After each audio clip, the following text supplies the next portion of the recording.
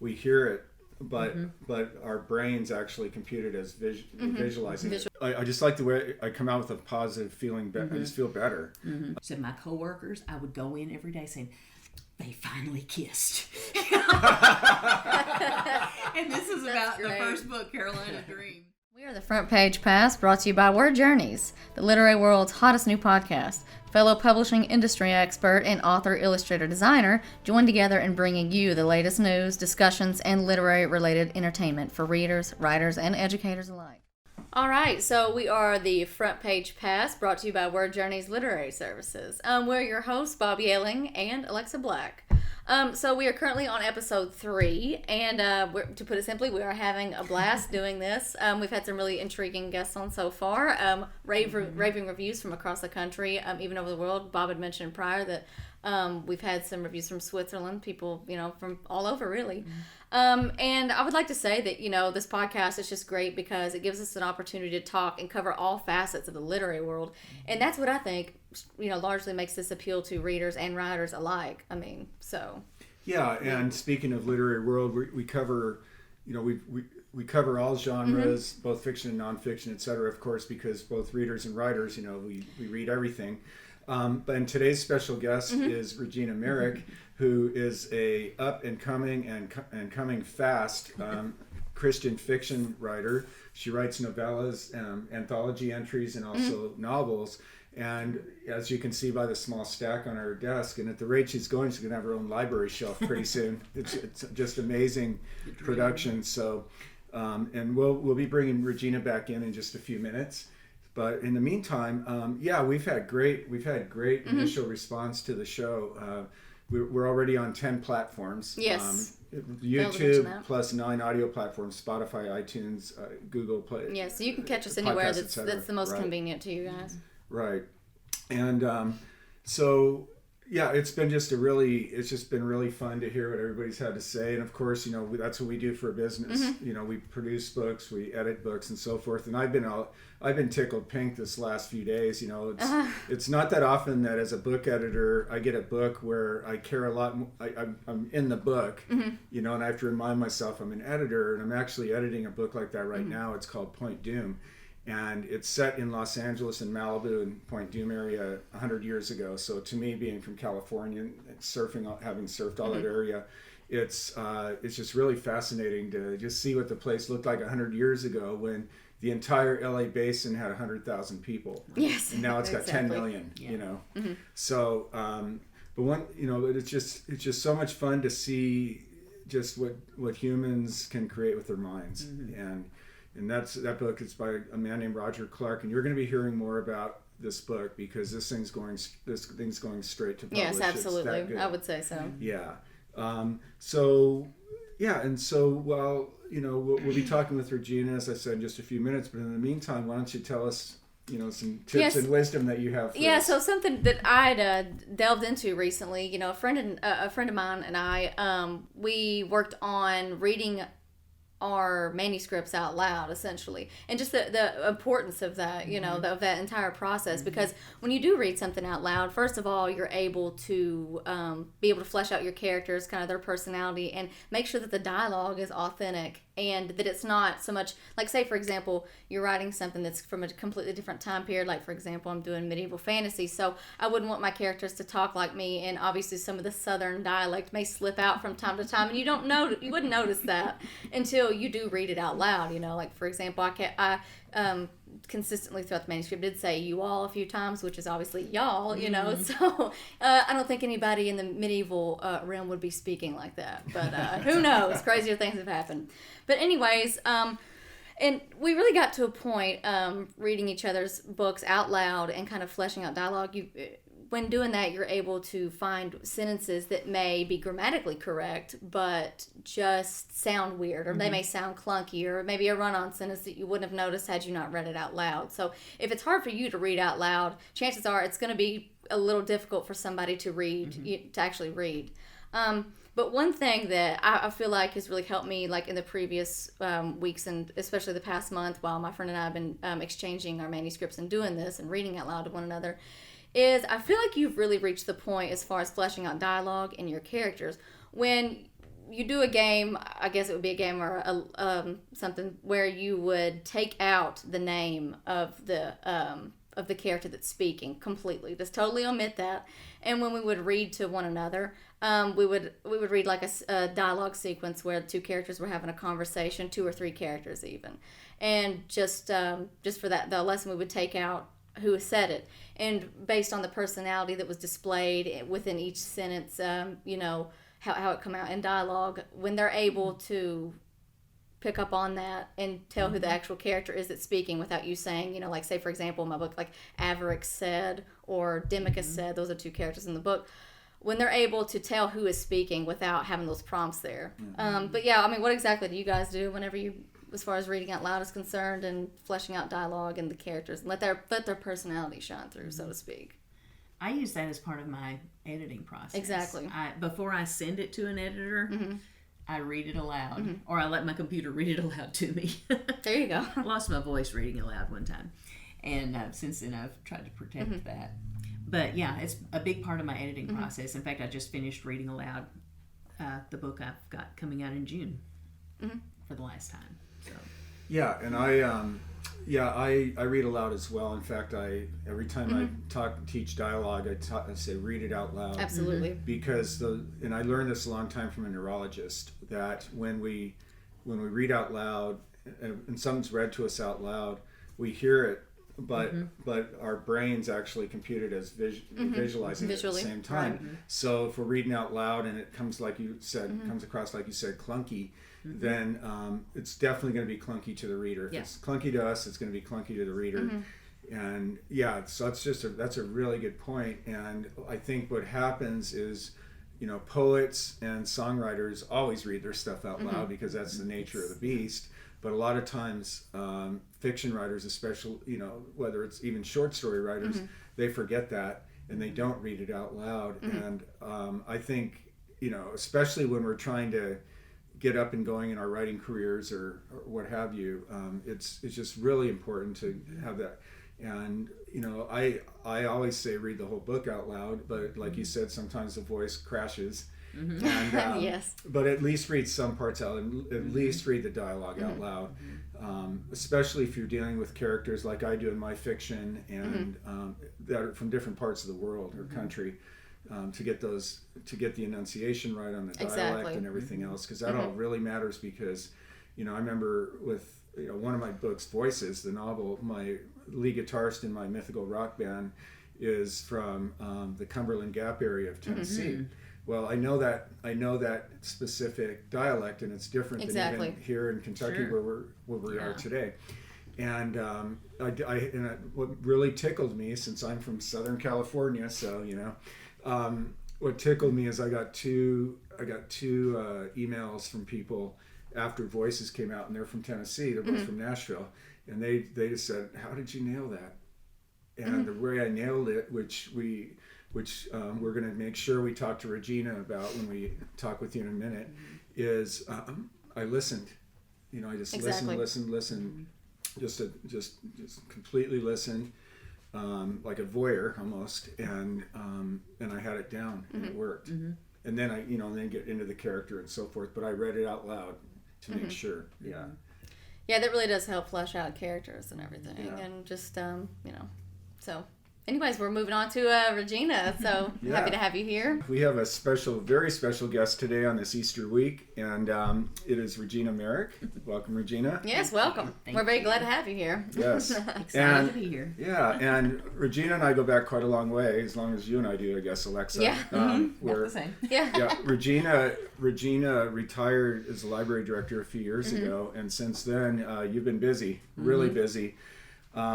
You're the author, Regina's the author of the Southern Breeze series, which is effectively a trilogy, which includes Carolina Dream, Carolina Mercy, and Carolina Grace. And she's also written a novel, Polly's Isle, in a Southern Breeze novella in the Coastal Promises collection, so it's already 2 different collections. Then her stories Renovating Christmas and the 12 Days of Mandy Reno were part of Christmas collections with the Mosaic collection, as was Heart Restoration, book 1 in the Renovation series, and book 2, Rebuilding Joy, which will be releasing in June. you've done all of this in the last 4 years, and it's just amazing. And we're ready to ask you lots of questions about this and your craft and how you weave inspirational messaging into narrative, fiction writing. But first, we'd love to hear you read a couple of pages from one of your books. Yep. Okay, well, I chose Carolina Mercy, which is the middle of the Southern Breeze series, and it's just a fun little scene at a wedding shower. Okay, it's from chapter 13. Okay, every good wedding shower needs 3 things: good food, presents, and games. When she heard a groan, she held up her hands. Hold on a minute, I promised not to embarrass anyone, and I promised my big brother we would not play spin the bottle. She gave him a smart look. Lucy lifted a delicate brow at him. He could feel his face getting hotter and raised his hands in surrender. The first game is a kissing game. Hoots and whistles from the crowd had her holding up her hands. No, not one where you actually get to kiss somebody. I know better. I would hope so, young lady, Mom laughed. Yes, ma'am. Now this game is different. It's called Worst Kiss, Best Kiss. So be thinking about what you want to share. Nothing graphic, please. Shall we start with the bride and groom? Lucy gave Sarah a batting eyelash look. Jared spoke up. I think it's only fair, don't you, Pookie? He pulled Sarah close to him, and she gave him a bewildered and slightly hostile look. Pookie? He laughed out loud. I'm trying out pet names. Well, you can stop with that one. She shook her head. Pookie, my foot. Jared's father raised his hand. I don't mind starting this off if it's all right with you, Charlotte. Why, Mr. Brenton, I would love to have you volunteer. All right, then. Worst kiss first. He thought a few seconds. I have to say, my worst kiss was with my sweet wife. Conrad Benton. His wife jabbed him in the elbow, or with her elbow. Now, Lizzie, hold on right there. Remember our second date? She giggled like a schoolgirl. I do. I guess I should say that's my worst kiss, too. It so happened I had agreed to go on a date with one of the cadets in my father's unit, unbeknownst to me. Our first date was a dance, and we met at the rec hall. On our second date, we were on the front porch. Conrad leaned in for a kiss, and the front light came on. When my daddy said, 10 hut, soldier, Conrad almost took my lips off when he straightened and saluted.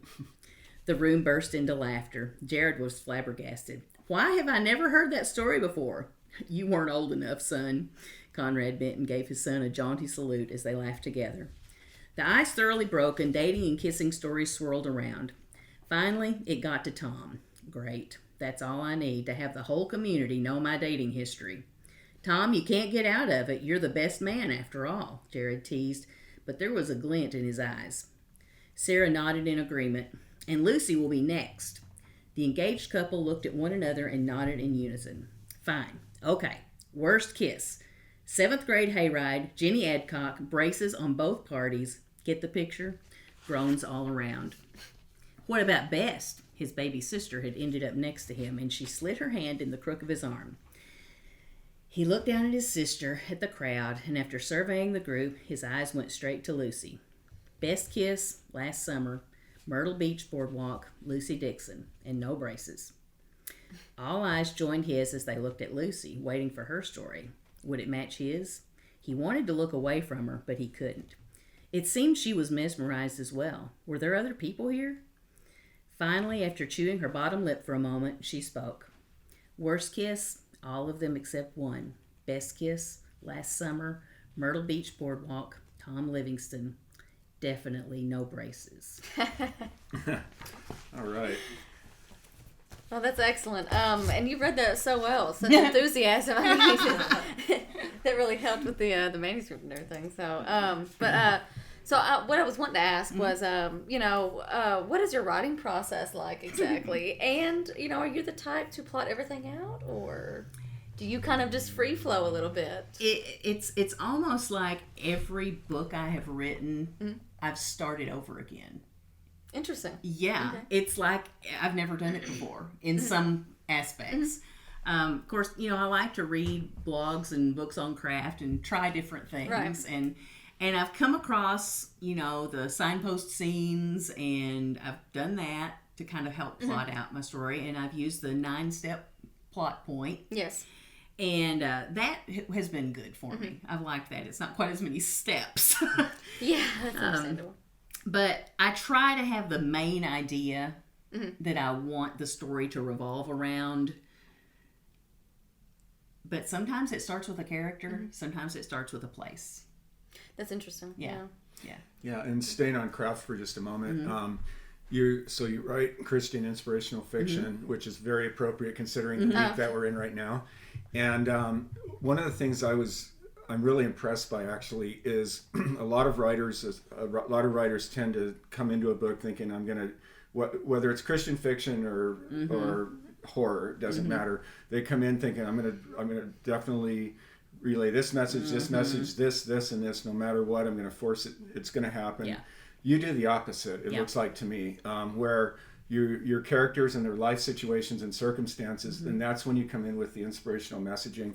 Could you describe that process and how, and just how you're able to identify with your characters to the point where the messaging just seems so natural when it comes out and needed at the time? That's where the by the seat of the pants writing comes in somewhat. Even if I know where the plot is going, the characters can take over. And, some of the characters have issues that I've dealt with, issues that people I know have dealt with. And honestly, I just write the story and it just kind of comes in naturally. As far as I think if I were going through this crisis, how would I feel? What would I lean on? What would I react to? That's all I can say about that. And a lot of times I don't pick a verse because every book I have has a verse, a Bible verse. Oh, okay, yes. And sometimes it's after I've finished it before I can really choose that verse. And sometimes I have to go back in and sprinkle it through, but it seems to always... So you pick a verse that pertains to the actual chapter. Yeah, but not until after I know what the going story's doing. Interesting. Yeah. Yeah, and what I love about your writing too is I just always come out like I've read parts of 2 of your books and then I read some of the novellas as well. I just like the way I come out with a positive feeling. I just feel better. But you certainly put your characters through the ringer. No problem there. Yeah. So it's I just love it. It's a really wholesome. You write really wholesomely. And then the other thing too is the Dream, Mercy, Grace trilogy. And the book I've pretty much read all of was Carolina Mercy. I love that storyline because it's like Rod says it on the back cover. There's a hurricane and a wedding, and I mean I think a lot of people would think that's 2 hurricanes. That he goes through hurricanes. That's an interesting. And it starts with a funeral. And it starts with a funeral. So that's an interesting. Convergence of events. And so do you plan out? To just kind of build on Alexa's question, do you go in with the storyline completely planned out, or are you pantsing it as you go along? I know where it's going. Okay. When I was about, I'd say a third to a half finished with that particular book, I went to a writing conference, and I was in a brainstorming session with some unpublished and published writers. And I was reading a little bit of it, and one of the ladies said, "What is your character's wound?" I said, "Okay, what does that mean?" And so I had to think about that. And then they said, "You're being awfully nice to your characters. That something needs to happen to somebody. There has to be death stakes involved." And I thought, "Oh, okay." So that's when I decided to drop a palm tree on somebody's head. Okay, there you go. That's how to do it. Yeah. That's one way. So then I got to research traumatic brain injuries and all this good stuff. So, that kind of pertains to a question I was going to ask is, since this is somewhat more lighthearted and that's how you are as a person. I mean, when you're writing those darker scenes, I mean, is there anything that you do in particular to put yourself in that mood or that frame of mind? I mean, whether it's something you draw from or is it just something you do to just to set the mood as a writer and get the atmosphere? I don't know. I think I just like stories. So, and stories aren't all happy. Right. Very true. It comes and goes. And I like to really just kind of, I usually go through and do dialogue first. I like to see what the characters are going to say to each other. Yes. And that kind of maps out what happens. I'm the same way. Whenever I wrote my book, I had to cut out quite a bit of dialogue because that almost carried the story. Yeah. And you added some narration. It's the most fun. It is the most fun, though. It is. I find It's the myself most fun to read, too. at the end of a book, I worry that I haven't put enough description and narrative in because I concentrate so heavily on dialogue. But, I think there's nothing wrong with it, though. There are quite a few authors to Well, I do was that. So, like a decade ago, or maybe a little bit more, I was teaching a writer's workshop in Tampa, and we were talking about dialogue, conversational dialogue. And of course, with conversational dialogue, we as the authors have to literally be listening to the voices and the intonations and everything of our characters. They've got to be alive and kicking in our heads, right? Yes. And so I sat there and I described this whole process, how I as an editor can always tell when the characters are live and kicking and when they're not. And and then some psych nurse was in the audience, and she goes, in my profession we would have another term for that.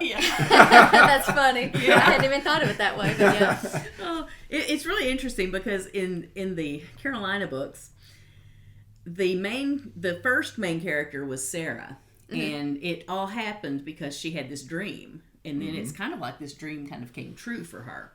But in my mind, she is from Western Kentucky, where I came from, so she talks a lot like me.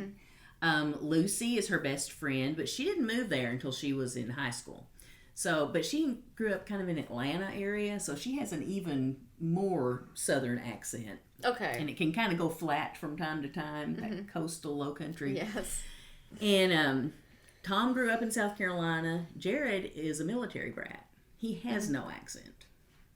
So it's funny how you just, you have to think about all those things when you think about what they're going to say. And little characteristics like that could really help flesh out a character completely. I mean, that's what brings them to life and really helps with their personality and building that throughout. I have so many character worksheets. I was going to ask if, with so many characters you've dealt with, I was going to ask if any of them, which one can you relate to the most? Like, is there any character that you wrote in particular that you kind of wrote it from your voice?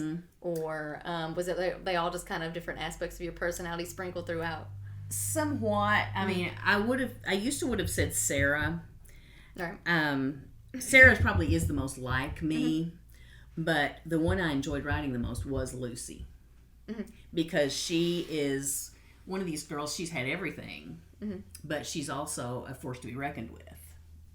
And I don't know, she's funny, she's cute, she's perky, she's the total opposite of Tom.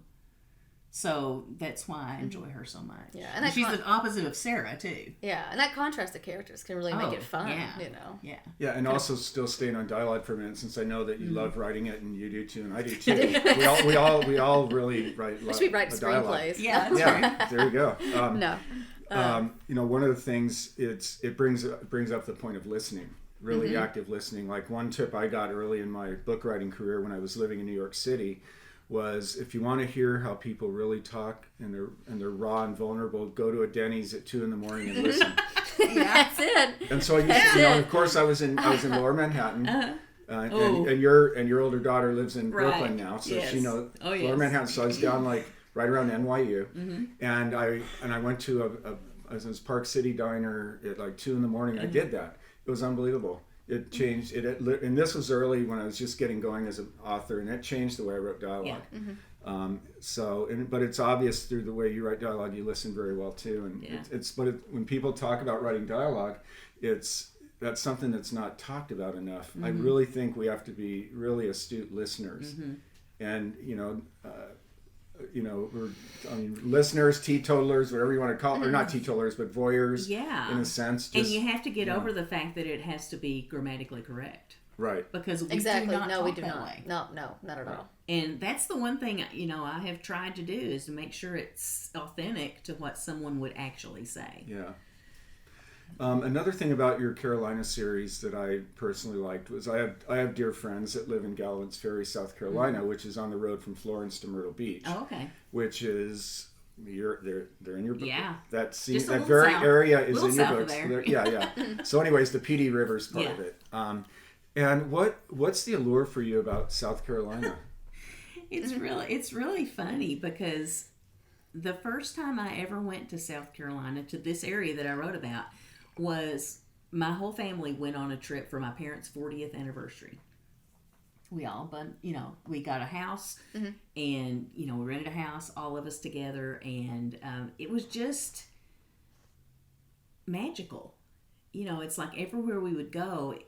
Pawleys Island is an interesting place because it's a little closer to Myrtle Beach than Charleston, but it's on that Grand Strand between there. And where we stayed on the beach was right next to Huntington Beach State Park. And it was a residential area. There were no people there. We could kind of cross over into the Huntington Beach State Park area. You could see the beach way down the line where it was crowded, because that's where the opening of the beach was, But it just spoke to me somehow. And we went back a few years later. We've been back twice since then. Well, if you need to see Huntington Beach with people, go to Huntington Beach, California. Yeah, I can imagine. About 250,000 people there. So that's secluded. It just kind of felt like you're in a little slice of paradise, it's one of those so to places speak. that, there have been a few places in my life that I think if I could live there, I would. And that would be the main place. Wow. Yeah. So you have an really interesting career, not to mention you've been busy. I mean, the books that we see on the table, on the desk in front of us have all been, she's published all of these in the last 4 years, which is an amazing output. Yes, especially for someone who had an entirely different career and then got into writing. So the way you built your career, I find really not only fascinating, but also instructive, and the way to build a career. For instance, my career is very vertical. I mean, I decided when I started book writing, I'm going to get published by outside houses. I'm going to get traditionally published. I'm not interested in self-publishing. I'm not interested in hybrid. I'm not interested in anything else. I just, it's kind of the Leo wanting to be on center stage, right? That's kind of it. So anyways, that's how my career's largely gone, although I've been delving in other areas since. You, on the other hand, have a traditional publishing contract. You self-publish, but then you also collaboratively publish with other authors through the anthologies and the 4 novellas in Coastal Promises. Could you talk about how you built this out in just a few years? And was it intentional? Did it evolve? Was it by happenstance? How did this work? I would say it evolved because I really didn't have any interest in writing. I take that back. I was interested in writing when I was a teenager. I tried to write the sequel to Gone with the Wind, and it didn't work out. Scarlet and Rat worked out, though. Okay. So that was the main thing. That's good to hear. Yeah. There you go. Gotta get that right. Yeah. So, I would dabble here and there. Fan fiction type of... Yeah, I did get into fan fiction. There was this one TV show. That's an excellent tool. It is. It really is. There's this one TV show that I loved. My sister put me onto it. And she told me about fan fiction after it ended, before we were ready for it to end. We didn't want it to ever end. Yeah. So I got onto the fan fiction. I started reading it, and I thought, I could do that. I said, I think I could do better than that. And some of them were amazing. But I started writing. I sent my first story to my sister in its entirety before I posted it, because I thought, I need a beta reader first. And so it was well received. In fact, there were 3 other ladies on the same fan fiction site who had a forum, a group, just a private group, because they were doing fan fiction in preparation of writing for publication. And 2 of those ladies were published before I was. So, that kind of started, and then we started the writing workshops. Then I found out about a writing group, and the leader of our writing group that met in Graves County, she and her husband decided to start their own publishing company. So she knew I had been working on Carolina Dream for like 4 years at this point. Oh, wow. And I know they always say, never publish your first book.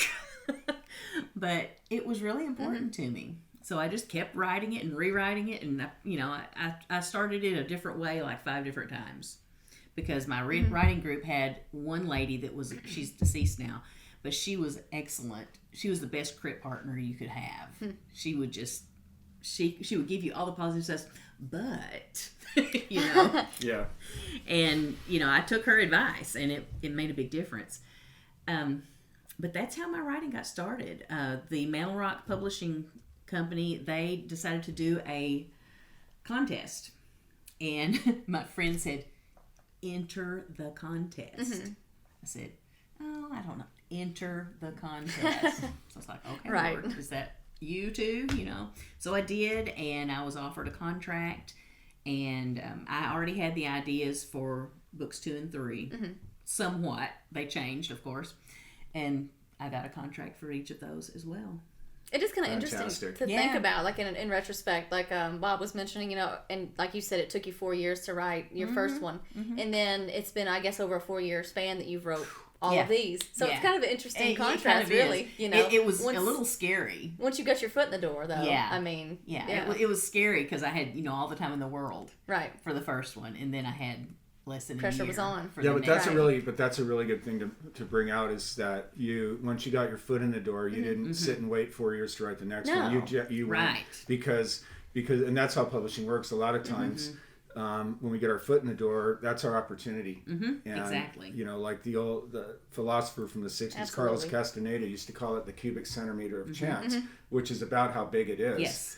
And If you fleeting. stop, and if you stop, you're gone. right? Yeah, you got to right. maintain that momentum. Exactly. Right. Completely. Yeah. So that's. And that's where it has gone from there. You know. That was nice. Now the other thing is, every time I email you, since we co-facilitate a writing group, seems like every time I email you to discuss what we're going to do next, you're like working on 3 things at once. Yes. And so, but not only do you write full novels, but you also write novellas. So, which is by definition under 50,000 words. And then you also write anthology pieces. Which form do you like the most? And how does that help you keep your freshness as a writer to switch from one form to the other? I was going to ask the same question. I really don't know that I prefer one over the other. There are some ways that a novel is easier because you can have more points of view. You can have more description, more story. The first novella I wrote was the one, Polly's Isle in Coastal Promises, and that's AISLE, like Wedding Isle, you know. Good play on words there. There's actually a little chapel on Polly's Island that I patterned it after, and we drove by it when we went last time. I was like, "Oh, that's the little wedding chapel." But that was the first one I did, and also the only thing I've done in first person. We decided as a group we were going to do all of them in first person. Wow! Oh, great! Here we go. Yeah, here we go. And I had never done first person. You can only have one point of view when you have first person. True. So that means I had to delve completely into this girl's mind, and everything else would have to be through her eyes. Kind of speculation almost. Yeah. And you couldn't have anybody in another scene because it all had to be where she was. So that was interesting. Now the 2 novellas that I've done in the anthology pieces, they were both about 20,000 words. They were connected with my renovations. And it's renovations because the last name of the people it's about is Reno. Okay. Oh, got it. All right. Yeah.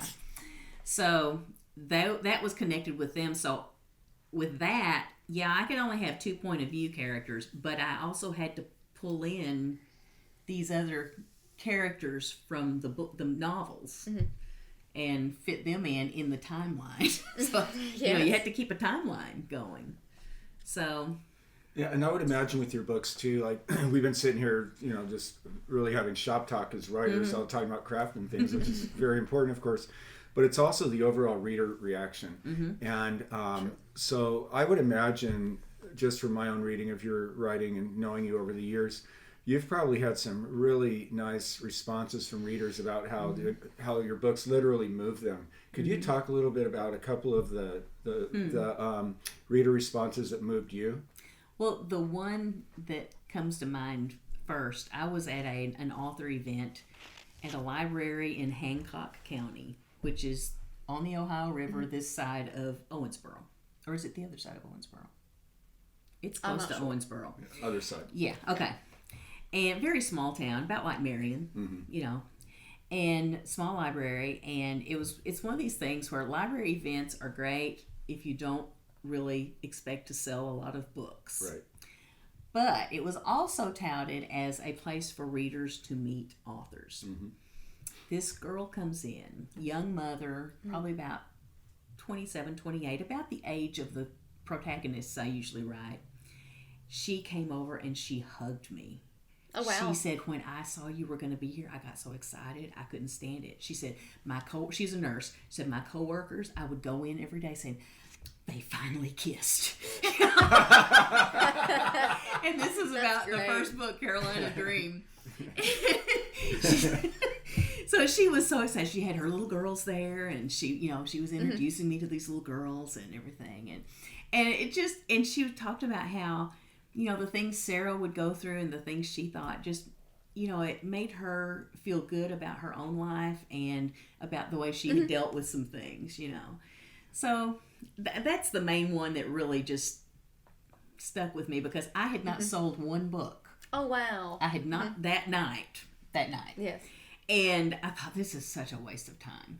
And then she comes in and it blows it out of the I bet that was so uplifting too. Yeah. Because she obviously really had already bought your motivational. book. Oh, yeah. Oh, yeah. yes. And I think I had the second book that time, so she of course bought that one, and she brought her further one for me to sign. Yeah, So, not early on to really have your work resonate with somebody. Yeah. I'm sure that's just. And it made me think, okay, there might be other people out there. And then here we go. Yeah. Yeah, and then since then, of course, you've had quite a few comments from readers, obviously. A lot, I would assume. Yeah. So The reviews are always welcome. Yes. I was going to ask, concerning the process, the publishing process, or just writing in general, is there any piece of advice that you were given, like maybe a time, when you were close to giving up on writing, perhaps, or just anything like any piece of advice that kind of moved you along in particular, or A couple kept of you grounded? things. A couple of things. Okay.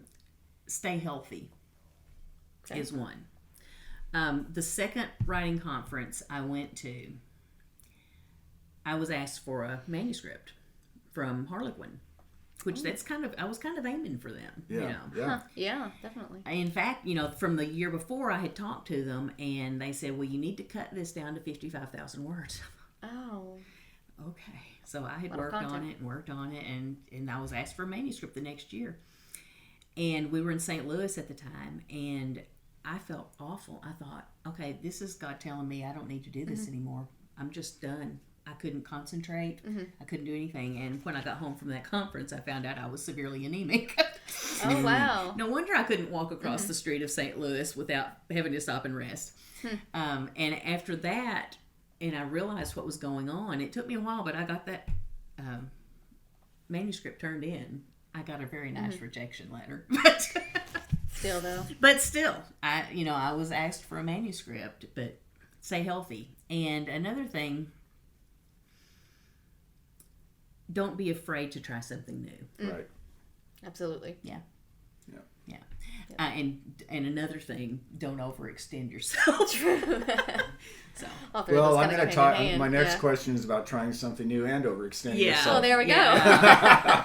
What's the toughest scene you feel you've ever had to write, and what was the most personally fulfilling scene? Oh, Bob. Okay, the toughest scene I had to write. Probably during Jared's stay in the hospital. Okay. When he nearly died. That was tough because I had never been that hard on a character before. That was hard, and I had to do a lot of research for that to get it right, because I thought, nobody's gonna really care, but somebody might. My favorite scene, it's probably similar to the ones I just read, the ones where people are interacting and having fun, but they're kind of having these aha moments. Aha moments are my favorites. There was another scene I was going to read that I thought about reading, and in my new book, Rebuilding Joy, the main character, the female, is a young widow with twins. And the male character is a contractor. And their parents have actually gotten married late in life, they were both widowed and they got married. Yes. So it's kind of in the family, but not really. That's kind of a running gag all through the book. You're not my brother. Yeah. Yeah, and I don't want to hear you say anything about being my sister, because it's weird. And but he takes care of her children one night, and she comes in, and he's, they're sacked out on the couch, and it's kind of an aha moment for her. It's like, I'm I was going to ask, are there any other genres that you would like, just other outside of the ones that you have written before, any that you would like to delve into that's kind of a total contrast from, let's say, Christian romances? Yeah. That's the main one that you like to write. So, right. Is there anything that you would? I'd like to do more suspense. Yeah. Which this new novel has more suspense in it. So there's actually a kidnapping. So suspense or like a yeah. So that's one good thing about the self-publishing thing. You can kind of add some things that a traditional publisher says, no, that's suspense. You can't have that because this book wasn't. And it doesn't have to stay so rudimentary. I mean, exactly. You can kind of explore some of them. Yes. But yeah, suspense would be probably. Neat. I love chick lit. I know, but nothing wrong with that though. No, there's not. So you just said one of the things you love. What do you love to read when you're just reading for fun, and what do you read when you're working on books? Let's see. I read a lot of books similar to what I write, but I tend more toward mysteries and thrillers. Okay. And one thing, it's like I see all these books that I want to read, and it's kind of so many books, so little time. And I try to stay kind of current in the Christian fiction realm. Exactly. And it has grown so much. That's the number 2 selling category in publishing. Yeah. Yes. It's crazy, and it has diversified so much. But mysteries and thrillers, I do like the occasional chick lit. I usually have a novel going that I read at night, and then I have an audiobook that I read when I'm doing other things, know. And it's usually a romance or mystery. I like Agatha Christie. I love listening to those. Nothing wrong with that. Yeah. She was a great writer. Well, and plus, I like when I'm teaching writing workshops, I always like, no matter what someone is writing, that I recommend reading either thrillers, crime thrillers, or mysteries, or a combination of the 3, because you're always twisting the plot, and you're always hiding things and having to decide when to reveal. Yes. And you can't do dead giveaways in your and just really, I just feel it really teaches us as writers to be on our toes when we're writing our genre of choice. Exactly. And putting more suspense in this book, the editing process was so much different. Yeah, of course. Oh, and my editor kept pointing out plot holes, and I thought, oh no, And I mean, I probably did more of a rewrite on this one than I did the one before that. Oh wow. Just to plug up some holes. There's so many angles that you're writing from, though. So exactly. you have to, account for every single aspect, right, in the plot. So is it Chekhov's gun? If you have a gun in the first scene, you better use it. Right. Exactly. Yes. Yeah. Right. Yeah. Any of those subtle things can make a huge difference. Yes. So. Yeah, and you better have the conflict laid down in the first or second page, or at least introduced. Yeah. Well, I was going to start our interview with you today with this, but I guess we'll do it now. Your background, it's really interesting, and I think it's like tailor-made for a writer. First of all, we all know, because of your background as a school librarian and a library director and all of this years and years of library science, that you're not going to settle for a Wikipedia research binge. No. And so could you talk a little bit about how your years as a librarian and hosting writing workshops at the library, which we did years ago, could you talk about how all of that either directly or by osmosis prepared you? And then secondly, could you talk about just how the library background has really helped you in your research before you write your books? I did not become a librarian until my 30s. Okay. I graduated from college late. I had started, and then I had 2 children, and thought, but then I finished, became a school librarian. First, I substitute taught first, just to see if I liked being in that realm, because my husband was a teacher, and I thought, I don't want to just be a teacher because he's a teacher and because people in my family are teachers. Right. And so I graduated and I got a job at a middle school, which I loved. Absolutely loved middle school age kids. But it was an hour drive, and I had a 6-year-old and an 11-year-old. Mm-hmm. So I thought, no. Well, I was able to get at the elementary school here and be the librarian there for 4 years. And I liked it. It was different. It actually did not feed my soul the way I wanted it to. Right. Mm-hmm. The way the middle school, because I love middle grade fiction also. So when the opportunity came to become the director of the public library, I said yes, because all through library school, that was kind of my goal. I want to be a public librarian. I want to work in the public library field. So I did that for 13 years, and I did not retire, technically. I became self-employed. Okay. We'll leave it at that. Yes. Now we got that straightened Not out. old enough to retire. There you go. I tell people that retirement is when people pay you to stay home, but no, I have to do things to get paid. Being a librarian, especially in the public library, you learn to answer questions. If people we had these guys that would come in randomly, settling bets with their friends. And we would look it up and find out the answer to their questions. And it taught me research skills. You know, it's nothing for me to have my Scrivener up with my writing and have the internet going, and I'm going back and forth. You know, I know what reference books, what reference websites are good. It's just, it has made a very big difference in my life as a writer. Yeah, I see how that would really help you hone your craft as a writer. Yeah. Just have those research and the tools at your disposal. Yeah. Definitely. But also, I was introduced in a big way to Christian fiction. So it made me realize, I mean, I had read Christian fiction since I was a teenager. And it started out, you know, it wasn't even technically Christian fiction. It was Grace Livingston Hill, who wrote in the, 20s, 30s, 40s, 50s, and 60s. Yeah, Right, she was right. very prolific. And kind of Christian fiction before Christian fiction was cool, you know.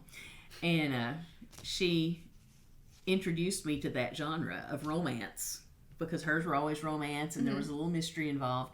Well, then when I was a teenager, the bonnet books, they like to call them, came out.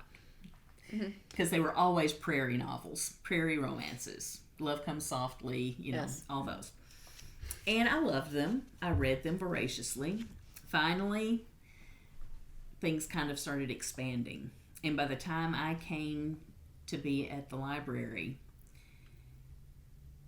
well, in the time I was at the library, we went from one little section of books in Christian fiction to two sides of two whole rows. Right. In the library of Christian fiction. And they were in all different subgenres. So that really gave me kind of a area of expertise, even among my library peers. I mean, I spoke at a few library conferences about the growth of Christian fiction, because I think a lot of people, if they weren't involved in reading it, they didn't realize how big it was getting. So do you find the readers of Christian fiction, do you find there are people, I mean, I guess you find all sorts of different people, but do you find it's not only people who, you know, it's a very familiar and comfortable genre to them, because that's the lifestyle, right? And living a life of faith. Do you also find people that are looking for something inspirational in their life, or trying to figure out their lives getting into it as well? I think so. I think there are people who are just looking for a clean read and something that is edifying, and they go toward Christian fiction. There are many people that read Christian fiction that also read mainstream fiction.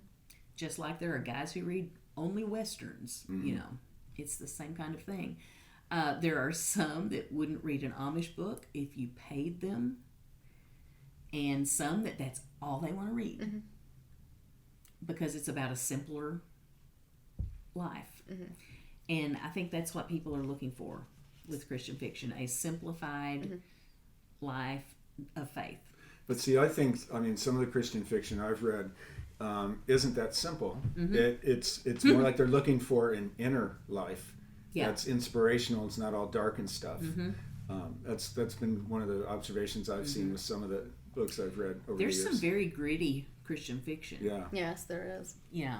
And sometimes 10 years ago that wasn't as much the case. There are publishing companies of Christian fiction that literally have lists of things you can and cannot have in your books. Harlequin being one of them. They have you can't do this, you can't do this, you can't do this. You must do this. And some of the more gritty ones do allow it, like say for a character, just for example, a character that's going through just a drug addiction or something. Yeah. They're not going to make you cut things out just to maintain authenticity. Right. So, Well, I think it just depends, really. To me, it parallels with Christian music, and that publishers have totally tapped in to younger generations, and knowing that like a 21-year-old young man or woman isn't going to read a Bonnet book, right? Exactly. But they'll read something about someone that pulled themselves out of drug addiction by reconnecting with Jesus, or finding Jesus. But it's just like Christian music. I've been to churches in California, especially, where it's just like, it is like heavy. It's heavy metal. Yeah. Full on heavy metal, but with the lyrics or where the faith is, right? It's not in the music, because when I was listening to Deep Purple and Led Zeppelin 70s, same stuff, right? Our church is more in fact, rock. I gotcha. Yeah, in fact, one of the most successful. One of the most successful Christian vocalist songwriters in hard rock was the lead singer of Kansas for years. No wonder. John Escalante, I think his last name is. Yeah. But I just was wondering if you noticed that too. How and do you feel that? Do you feel that does draw more and more readers in? The fact that it's getting edgier in some ways. Yes, I think so, because there have been people I've talked to in the past that they didn't want to read Christian fiction because it wasn't well written. And I think that's becoming less true because publishers are getting more picky, agents are getting more picky. They're not just going to publish you because you're a good girl. Right. Exactly. Right, yeah. That's a good way to put it, right? Yeah. All right. Oh well. What a great interview. I know. I've had a great time. Yeah. No kidding. After we started out with the shop talk and Yeah. didn't even get in the background until Well, it's afterward. really fun, and I apologize. I'd be remiss if I didn't mention this. I was since very I've known, eager to ask questions. Yeah. So. No, I'd be remiss in not mentioning this since I've known it for 15 years now. Is that we met when I was doing writing workshops at the library that you hosted, and but you also have quite the artistic family. Tell us about your husband and kids for a minute. Oh yeah. My husband is an educator. He has been our entire married life. He retired from being an educator and then started working for the educational co-op. So he's still an educator. It's side retirement. And he is happy as a clam. He loves it. Absolutely loves it. I think if he were not doing that, he would really not be enjoying himself. He would like to write too. He has a family story that he would like to put to paper. He can't decide whether to use it as a memoir or nonfiction or fictionalize it. So my oldest daughter, she got the bug and moved to New York, and people think that she moved there to be on Broadway or something because she spent her high school years singing and being in plays and all, but she didn't. She just wanted to be where it was. So she is married, lives there, loves living there. My youngest daughter is an educator, also a singer. And a writer. Yes. So it's been quite a trip.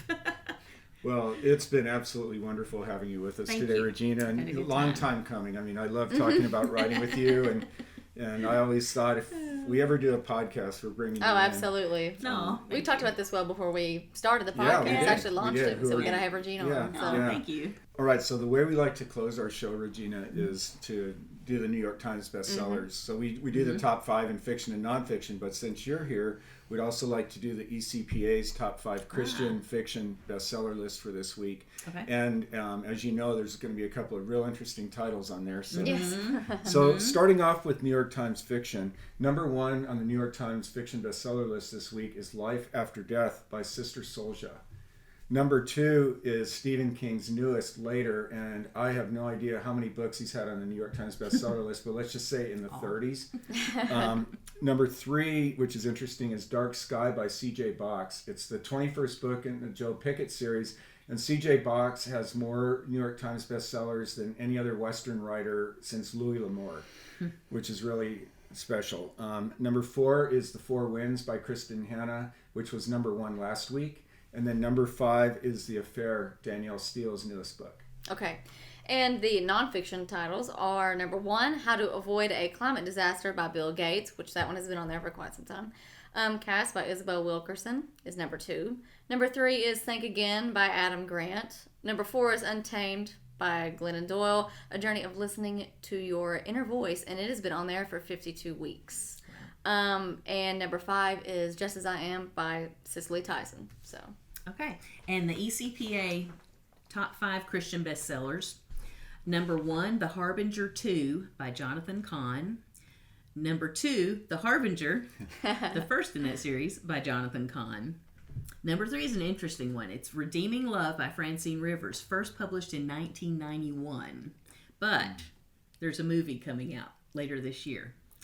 And I've been hearing really good things about it. Number 4 is The Shack by William Paul Young, on the bestseller list for almost 13 years. It's also a self-published novel. And number 5, The Book of Mysteries by Jonathan Cahn. All right. Well, it's been an absolute joy to have you. Been. And happy Easter to you. And to you. Yes. And to you. Wonderful time talking with you, Regina. Yes, it's just been a great show. And thank you also very much for joining us on Front Page Pass. Thank you for joining us at Front Page Pass, where we present everything from new titles to rocking interviews with best-selling authors and publishing experts, writing and editing tips, the latest on the bookshelves for readers, and live coverage of writers' festivals, conferences, and author signings. Our mission: to serve up the world in a thrilling, wonderful, and most adventurous new way.